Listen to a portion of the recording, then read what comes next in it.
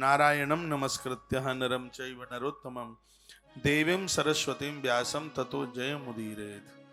जब भी आप ग्रंथ तो रोज पढ़ते ही होंगे, जब भी कोई किताब आप खोलें तो ग्रंथ को खोलने का ये मंत्र समझ लें। आपको पढ़ते हुए नींद नहीं आएगी, आपकी समझ में आ जाएगा। ये ऐसा श्लोक है, 18 पुराणों में हर पुराण में इस श्लोक को लिया गया है। इसमें भगवान नारायण को प्रणाम है, इसमें माँ दुर्गा को प्रणाम है, भगवान वेदव्यास को प्रणाम है, माता सरस्वती को प्रणाम है।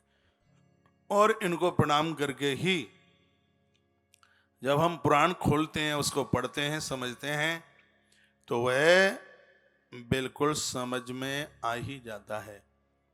तो यह वंदन प्रणाम किया गया। जयत परा सरसनु सत्यवती हृदय नंदनो व्यास यस्मात् कमल हालतम वांग्मयामृतम जगतः पिबती। हम सत्यवती नंदन भगवान वेदव्यास को वंदन प्रणाम करते हैं।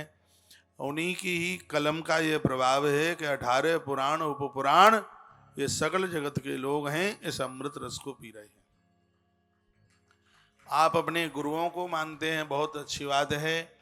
जितना आप महापुरुषों को, गुरुजनों को मानते हो, आपके हृदय में उतनी ही श्रद्धा भगवान वेदव्यास के प्रति होनी चाहिए। देखो फिर ये पुराण कैसे समझ में नहीं आता है।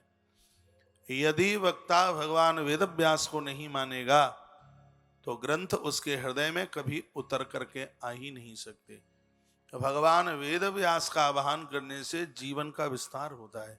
वेद का अर्थ ही है वेद, व्यास, व्यास का अर्थ होता है विस्तार। आप इनका आवाहन करके देखें, इनका वंदन करके देखें, इनका पूजन करके देखें, आपकी बुद्धि का विस्तार होगा, आपके परिवार का विस्तार होगा और आपके सम्मान का विस्तार होगा, आपके खानदान का विस्तार होगा। यह भगवान वेदव्यास जी की बहुत बड़ी महिमा है। द्वादश भागवत में जिन लोगों का नाम आया है, प्रहलाद जी का नाम 12 भागवत में आया, वली राजा का नाम वामन 12 भागवत में आया, तो भगवान वेदव्यास जी का नाम भी द्वादश भागवत यानी 12 भक्तों में, वो खुद तो भगवान है ही, द्वादश भागवत में उनका नाम आया है।